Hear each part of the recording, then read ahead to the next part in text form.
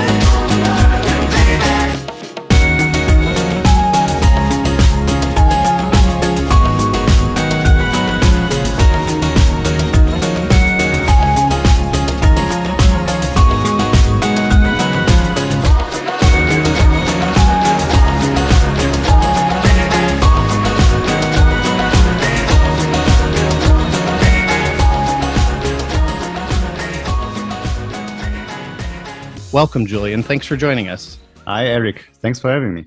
We are very excited to talk to you today about the release of your fourth album as Hazy Mountains. Is this number 4? Yeah, that's right. Yeah, it's the fourth one. And so we're here to talk about your fourth album, Pull of the Moon, as well as SlyVinyl's exclusive vinyl pressing that we have in the works.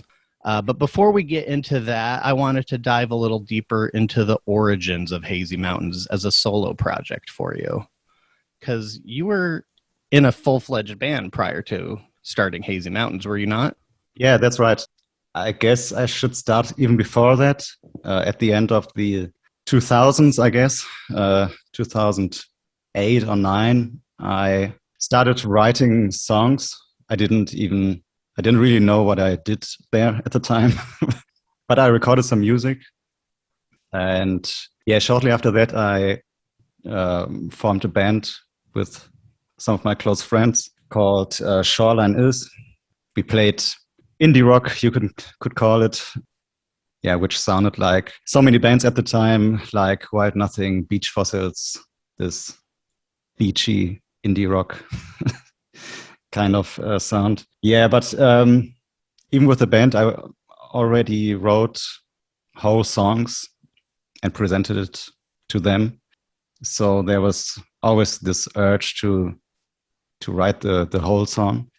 And yeah, I wanted to incorporate some electronic elements, and I guess that was the time when I started writing songs for Hazy Mountains.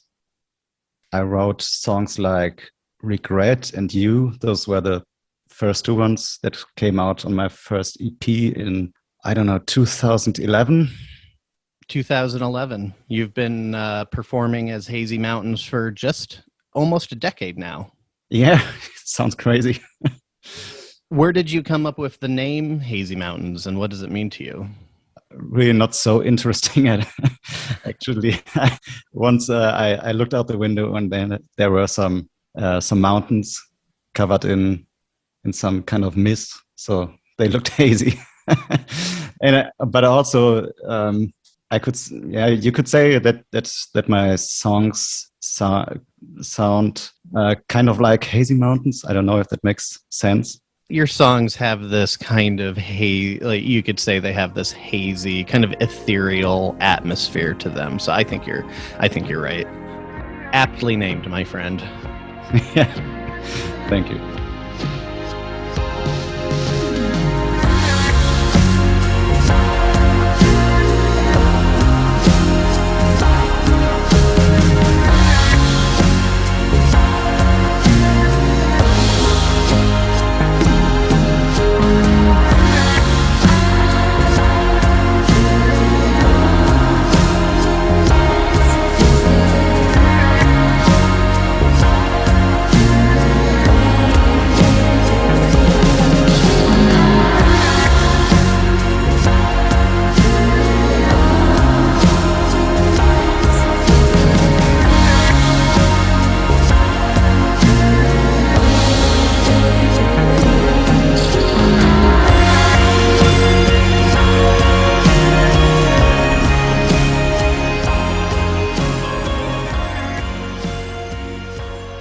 genre gets thrown around a lot, almost just kind of like a marketing term, but I'm always curious what the artists themselves think of their own music.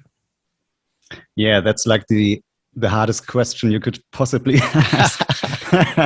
I honestly find it so hard to describe. It's definitely not one genre, I would say. There's this the big shoegaze and dream pop influence, definitely. The electronic parts, but electronic is such a broad description. I can't really pinpoint a specific electronic genre. That's fair. Lately there definitely are some house influences coming in. And some of my earlier stuff had that, that iconic chill wave sound somewhere in there. Because at the time it was the peak of that genre, if you can call it that, and basically everybody sounded like that. Yeah, from what I could tell, a lot of your earlier releases were kind of getting lumped in with other chill wave genre artists when getting picked up on playlists and stuff like that. Do you think that helped you? And which of the online mediums, Bandcamp, SoundCloud, Spotify, do you think people have been and are continuing to discover you the most with? Yeah, at the time, it definitely helped me because this whole chillwave thing was at such a high. Every artist that sounded remotely like that got covered by the music blogs. About the online mediums, it varies very much. SoundCloud basically died for me in the recent years. In the first years, it was my major platform, I would say. So now it mostly comes down to Spotify and Bandcamp. Those generate the most plays, I would say. But it's usually purely coincidence which track gets the most exposure nowadays. If one gets put on a popular playlist or something like that, that's when people often discover my music. And because I'm not really a social media person, I'm really bad at promoting my music on there. So I often have to rely on people to find me on their own way in various ways. Have you ever woken up one morning and all of a sudden one particular track or maybe even a whole album just caught fire somewhere and all of a sudden you see all these new plays? Or just has there been a time where you've been surprised where all of a sudden you're like, wow, where is all of this traffic coming from? Yeah, definitely there are some times. In the beginning, when I first uploaded my tracks, I didn't expect anybody to hear them. So when some guy from the music blog wrote some words about it, I was really freaked out. Yeah, but nowadays it's more like the Spotify playlist, and you can't really see where those plays are coming from. So to loop us back around to the genre question, obviously a hard question to pin down, but we agreed that it's somewhere within the electronica landscape. How do you try to sound so different where there's so many similarities between some bands? Like, what do you try to do to stand out? Yeah, true. That's quite hard. Musically, I guess, I try to blend so many different styles and sounds together that it's hard for people to put one label on it, I guess. So I don't know, without sounding too pretentious, but when I occasionally search for similar sounding artists, I'm honestly having a hard time. I don't know.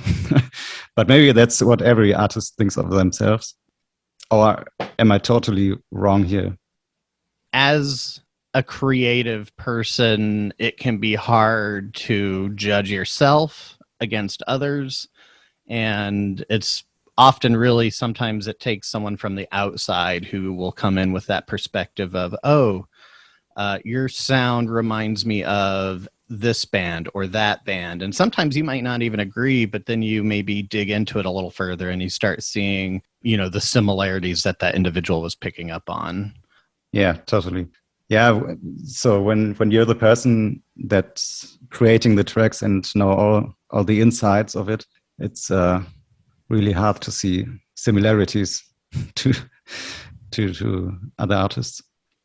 Well, how many times do you think you listen to a track by the time it is complete and ready to push out to the public? how I listen excessively to my to my songs. Yeah, also the track order on an album is quite important for me. So I push them around on the track list and listen all the way through to see how it flows, you know. So yeah, by the time of releasing it, I'm quite done with those songs. Because those songs are probably a year plus old by that time. Even more than that. Some songs from this album are, I don't know, they began 5 years ago. Can I hesitate a guess of which songs might be older for the new album? This is just a guess. But I was listening, so I gave the whole album a fresh listen through last night, and I gave it a track for track kind of little review. The two tracks that I thought sounded most like maybe something that could have existed in the Small Hours era might have been In Your Head and Spark. Oh, okay. Yeah. And it's really funny that you mentioned Spark, because I wrote that as one of the last songs. Purely for the reason, because I had so many songs that on this album that sounded quite different to the stuff I had before. So I really went out and wrote a song that I wanted to sound like it could have been on Small Hours. Definitely.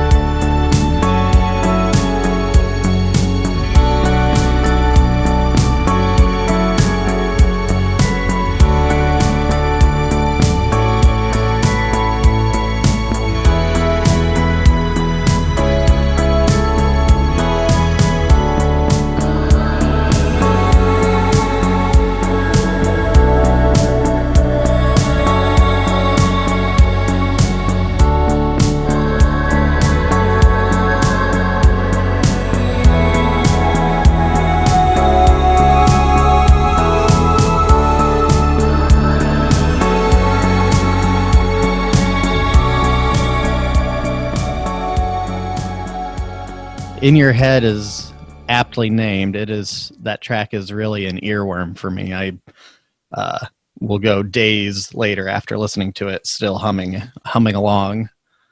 Thank you. And like you said, Spark, if you wrote it with the intention of sounding like it could have been on Small Hours, absolutely. It's got those vocals that almost sound like they're coming from like an ice cave, like someone's deep in a cave singing back there. And then, of course, what I love about so many of your tracks is the soaring guitar on the latter half.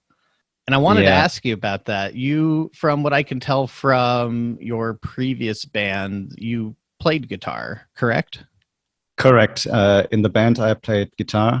So that's my main instrument. But I'm so happy about that you talk about the soaring guitars. Because it's funny because I'm using the same term when I'm describing that sound in promotional texts or something like that. It's also one of my favorite sounds to use from my very first songs that I produced for Hazy Mountains until now. I could go quite detailed how it is please record. Please, because I think back to even. I mean, obviously, I have a strong connection with Small Hours, being that we also SlyVinyl released that to vinyl. So I keep coming back to your most recent album, but I am aware that you have a wealth of material beyond that. But the track that I think of, what I think is probably my favorite track off of Small Hours is Silver Screen. Oh, okay, great. And that one has fantastic guitar throughout it. Yeah, that one has a very special sounding guitar solo.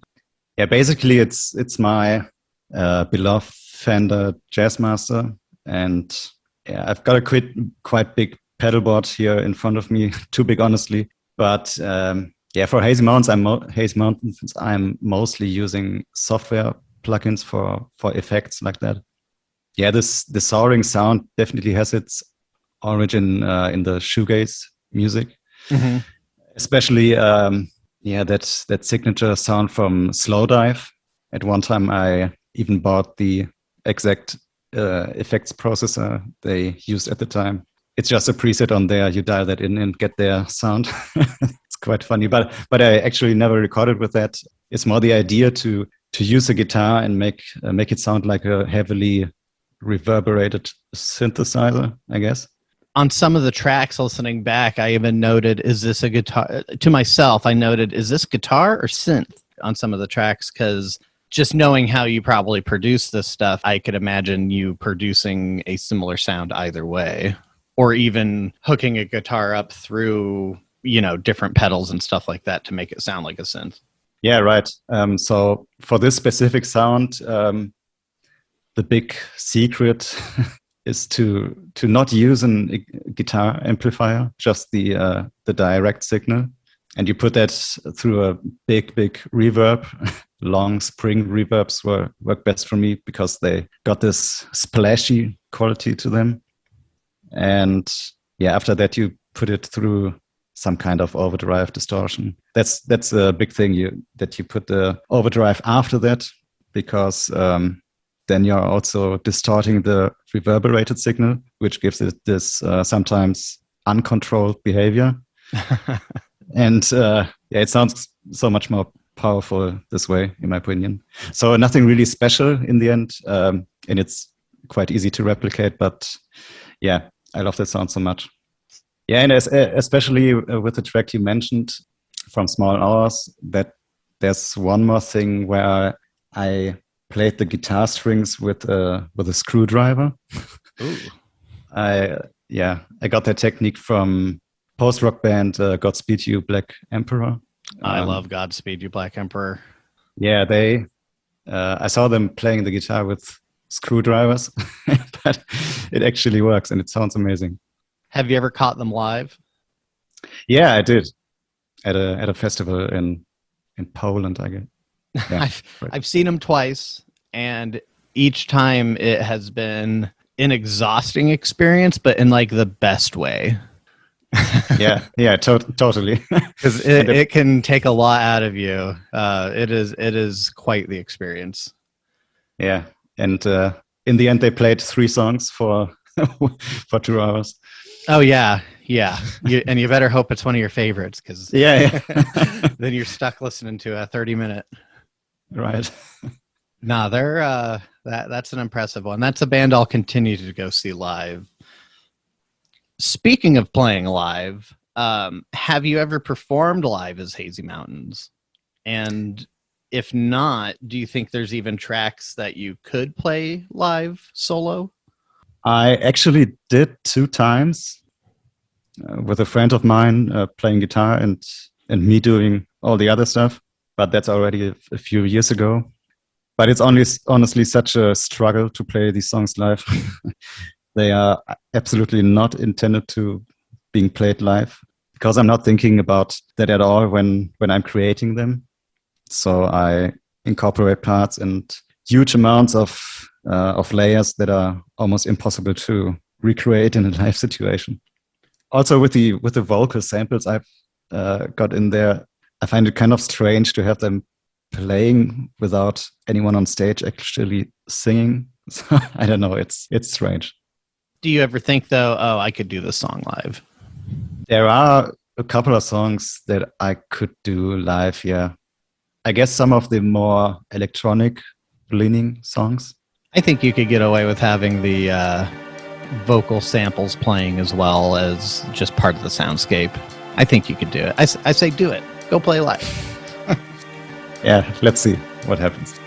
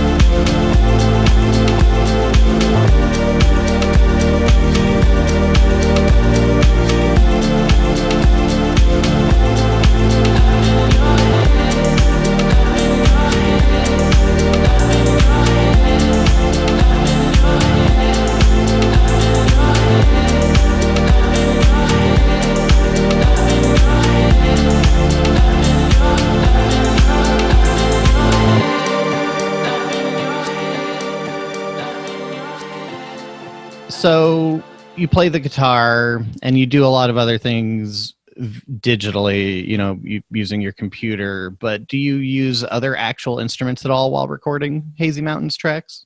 Yeah, so outside of the digital stuff, as you said, I'm playing electric guitar and bass in almost every song. A lap steel, slide guitar, and ukulele made their appearances. Nice. Sometimes hardware synthesizers, but rarely. Like I said, for Hazy Mountains, I'm mostly using software plugins for that kind of stuff. Which track has the ukulele? Yeah, funny you ask. It's on my first EP, which isn't even on Spotify. It's on my Bandcamp. It's called All Gone Away. So the first sound you hear is actually a ukulele. I'll have to go back and listen. It doesn't really sound like a ukulele. It's drenched in reverb. Well, then you've done your job.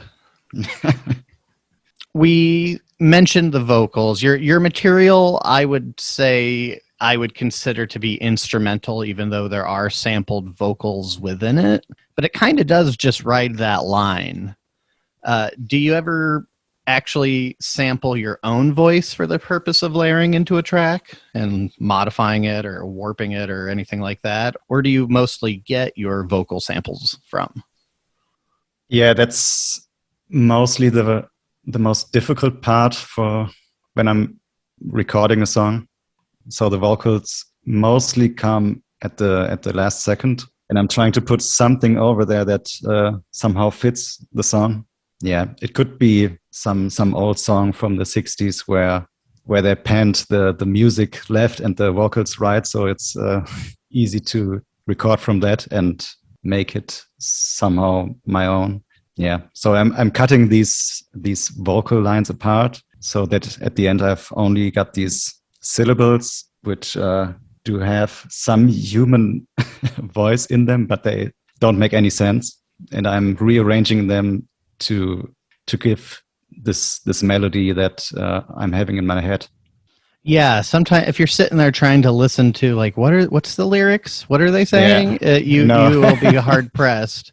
I think, now correct me if I'm wrong, but I think you might even have some tracks where you have completely inverted the vocals so that they are playing backwards. Am I correct there? You're totally right. There are some parts. Yeah, I was using this exact technique I was describing when I cut these vocal lines apart, and sometimes I reverse them, sometimes not. So at the end, when they're put together, they don't make any sense at all. But that's the fun part. You don't even really necessarily have to understand the words to really get a feel for the music. I love that about music across all cultures and genres, that you don't even have to understand what's being said, but you can pick up on what the emotion and the feeling of that track or what you're listening to is supposed to be. And it's kind of this like universal language of music that doesn't matter if you don't understand, just dance. Yeah, right. That's totally the reason why I put them in there, to have some kind of human emotion coming through. Because with instrumental music, it can get quite bland, and so when you have this kind of human sounding thing in there, even if it doesn't make any sense, you can still feel it. And I really like how you were describing. You kind of just pick out syllables of a human sounding voice and you mesh it into the track, and it kind of gives you this feeling that you're listening to someone speak, but maybe it's in another language, maybe it's like an alien language. What are you even listening to?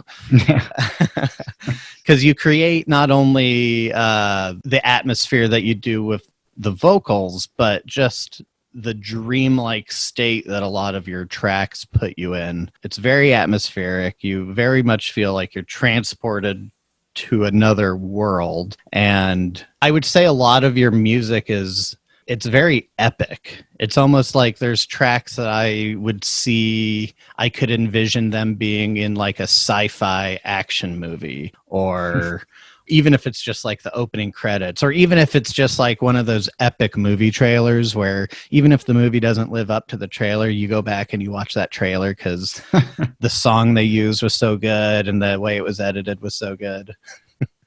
Yeah, I honestly never thought about it that way, but I can see it. Yeah, I can see it. Particularly the final track of Pull of the Moon, the eponymous title, the self-titled Pull of the Moon, I thought sounded like it could either be the opening track or the closing track it's the closing track of the album, so maybe that I should take a key there. It sounds like it could be the closing track of a movie. It's like taking the feeling I get from that track is it's like you're taking a bow. Yeah, with this ending where it's getting bigger and bigger. Yeah, for me it was always the logical closing track of the album.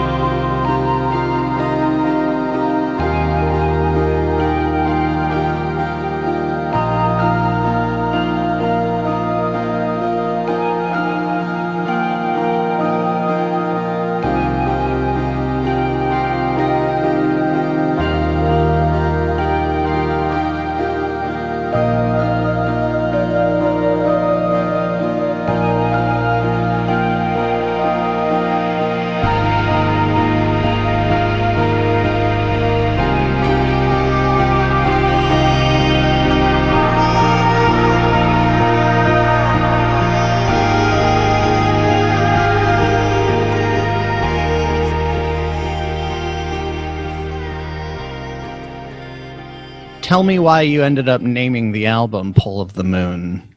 Yeah, that's a good question. I really struggle with coming up with names for the songs or for the album because there's no lyrics or anything I can hang on to.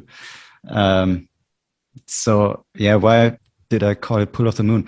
At the time when I was finishing the album and I was trying to name these tracks, the singer of the indie rock band Frightened Rabbit died, Scott Hutchinson, and I listened to that band a lot when I was young, and that touched me quite a bit. And so I listened to their music last year a lot, and yeah, there was this line in one of their songs, "Pull of the Moon." I don't know why it stood out, but it sounded fitting for this album, kind of. I love it. Frightened Rabbit is a band that you've taken obviously some inspiration from, even with keying into certain song lyrics and stuff like that. What other artists do you find yourself listening to and taking inspiration from? Yeah, what I take inspiration from and what I listen to most of the time don't always correlate, I guess. That's fair. As with Frightened Rabbit, I like to listen to these artists, I guess. But for Hazy Mountains, I'm not really taking any musical inspiration from that. So I don't know. Maybe you can call me more like a indie rock guy with stuff like I don't know, Yola Tango, Big Thief, or similar artists that I'm listening to. Of course, there's the obvious influences like Slowdive or Beach House, which might be my favorite band of all time. Also, Radiohead with their more ambient stuff. For my earlier songs, Chromatics definitely were a big influence.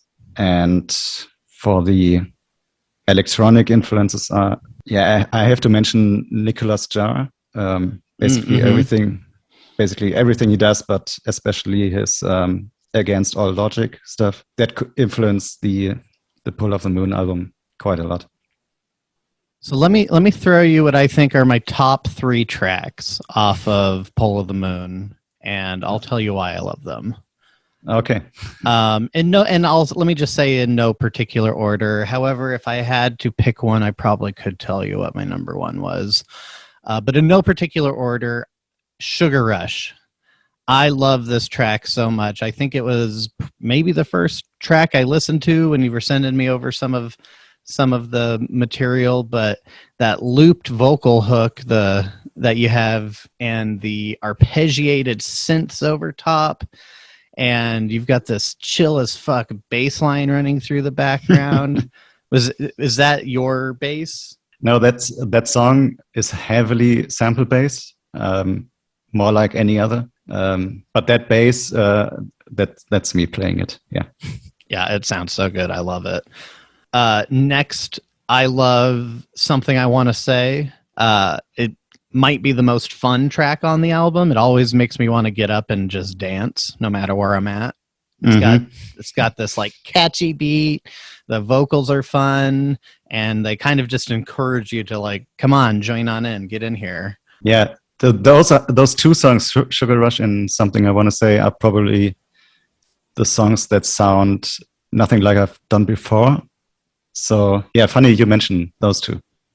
Yeah, just I think within you're right. It is kind of a departure from your earlier sound, but it still sounds like you. It still fits. I'm not sitting there going, "What is he doing?"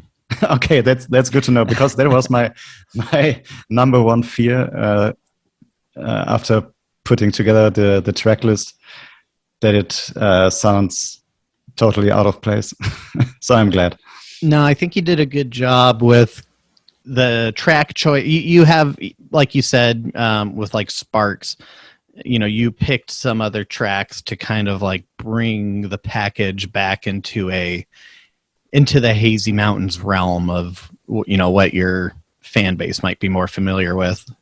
But what I think my number one track on the album was, and I think I felt this from the first listen through, is Black Balloon. I love this track. I love it. It's one of those ones I was saying that I think it feels like it could be the track for like an epic sci-fi movie trailer. It's kind of a sad feeling song, and the vocals, even though you can't understand what's being said, it's almost like the vocals sound remorseful in a way. I know what you mean. And the track just builds and builds, and it becomes this immense sound kind of like bearing down on you. But then that gives way for the vocals, like almost asking for like this forgiveness from you. But I love it. I find myself coming back to this particular track a lot. Yeah, that song changed quite a bit. At first, it also had a very steady beat under it. But I wanted to do something different here and take it into more ambient direction. So the drums are really just some rumbling in the bass frequencies, and some high percussion on top of that. But there's not really a beat going on. And yeah, as you said, that gives room for the vocals and all the other stuff happening.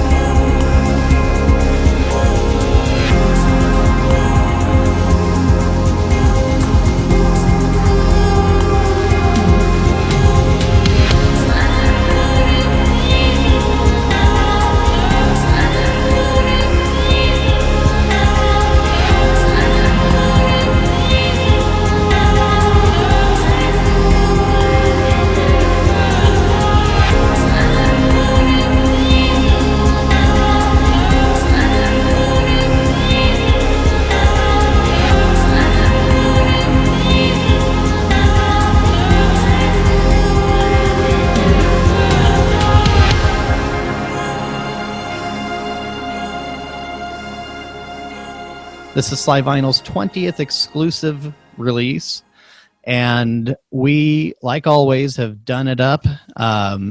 Pull of the Moon is going to be available in four different color variants. We are going to, of course, have 25 of the Wax Mage variant. 25 of those, that's going to be the deluxe edition. We have kind of a minor deluxe edition, too. It's not exactly the Wax Mage variant, but we have another limited to 50 copies. We have what's called the Chroma variant, and this is a really cool transparent colored vinyl where they have overlaid the primary colors kind of in a spiral and like a color wheel, so that where the blue and the yellow meet, you have green overlapping, and the red and the blue makes purple, and so on. And so, you kind of just end up with this like rainbow wheel color spinning around. And they're super impressive looking. I think those are going to go just as fast as the Wax Mage. And then we will have 100 copies of what's called Sea Glass Blue. This is a new color on the scene. I don't think it's actually been available from the press plant I used prior. It's really cool, almost like a gray blue look to it. It's hard to describe, but I think it looks perfect with the album art. And then we're going to have 150 colors on random color, similar to what we did for Small Hours. And that one is really, you never know what you're going to get. It's exciting. You could pull something out that just looks crazy. Well, Julian, thank you so much for the time that you have spent with us today. I think we have learned a lot about you that we didn't know before, and about Hazy Mountains. We are so excited to have you yet again on the SlyVinyl roster, and it's been an honor to press your record, and I can't wait to hear what more you have coming down the pipeline. Yeah, thank you so much. Thank you for having me on this podcast, and I'm really so thankful that you guys are putting out now the second album. It's blowing my mind, really. And I'm so excited to see all those colorful variants. I can't wait to have them in my hand. And yeah, see, just like the last time, how quickly they are going to sell out. That was really mind-blowing. It's going to be a feeding frenzy. Well, Julian, is there anything you would like to plug? Anything that you want our listeners to be aware of? Anything at all? Let us hear it. Yeah, so my new album, Pull of the Moon, it's actually out digitally, so you can listen to it everywhere where you listen to music. Yeah, you can check all my stuff out just on hazymountains.com. There's links over there to all the other sites. And yeah, if you like Pull of the Moon, then go buy it at SlyVinyl. Yeah, be sure to look out for new stuff that I'm going to put out. Maybe not under the name Hazy Mountains, maybe under the name Hazy Mountains. I'm not sure. But there's definitely coming new stuff, so be ready for that. Well, thank you, everybody, for listening, joining us again for another episode of SlyVinyl Radio. I've been Eric Hughes, and we're signing off.